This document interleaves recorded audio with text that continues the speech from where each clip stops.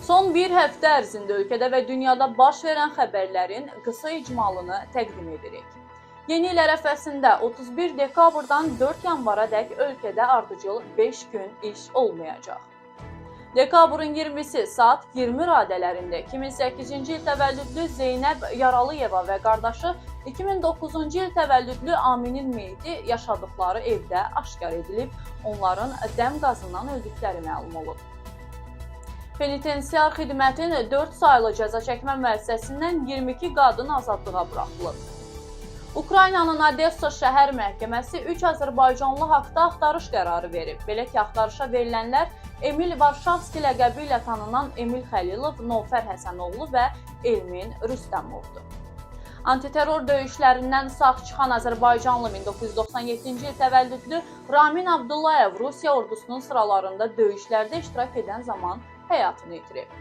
İndoneziyanın Sumatra adasında baş verən güclü daşqınlar və torpaq sürüşmələri nəticəsində ölənlərin sayı 1106 nəfərə çatıb, 175 nəfər isə hələ də itkin sayılır.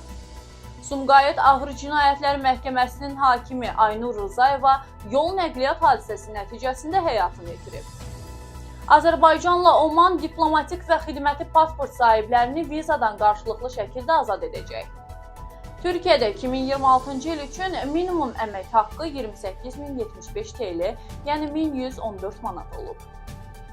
Saatlıda 2 nəfər dəm qazından boğularaq ölüb. Belə ki, 92 yaşlı İbrahim İsmailov və 89 yaşlı Pəri İsmailova yaşadıkları evdə dəm qazından zəhərlənərək ölüblər.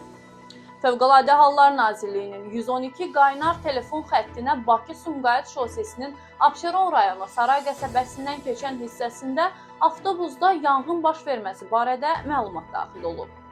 Tayvanın cənub-şərqində yerləşən Taytung prefekturasında 6.1 bal gücündə zəlzələ baş verib.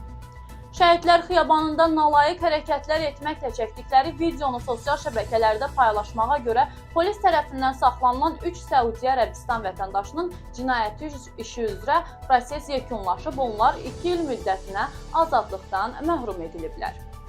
Türkiyədə 8 ildir axtarışda olan FETÖ-çü qadın saxlanıldı. 31 dekabr Dünya Azərbaycanlılarının Həmrəylik günü və Yeni il bayramı ilə əlaqədar Bakı şəhərində fəaliyyət göstərən müntəzəm marşrutlar yanvarın 1-də saat 01:30-a dək fəaliyyət göstərəcək. Yaponiyada Hokkaido adası sahillərində 5.6 magnitudalı zəlzələ qeydə alınıb. Bədii gimnastika üzrə 2021-ci ilin 2 qat Braziliya çempionu Isabel Marcinyak 18 yaşında vəfat edib.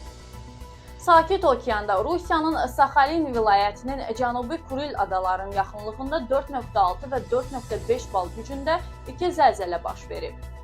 Türkiyənin ətraf mühit, şəhərsalma və iqlim dəyişikliyi naziri Murat Kurum COP31-in prezidenti təyin edilib. Montenegroda baş verən yol nəqliyyat hadisəsində 26 yaşlı Azərbaycan vətəndaşı Taruverdi Nağıyev dünyasını dəyişib. 25 dekabr 2024-cü ildə Aktau yaxınlığında qəzaya uğrayan Azala məxsus təyyarənin sağ qalan stüardessası Aydan Rəhimli bir ildən sonra öz işinə qayıdıb. Dekabrın 31-dən yanvarın 1-nə keçən gecə bütün metro stansiyalar saat 02:00-a qədər sərnişinlərin girişinə açıq olacaq. Bugünlük və bu həftəlik bu qədər. Salamat qalın.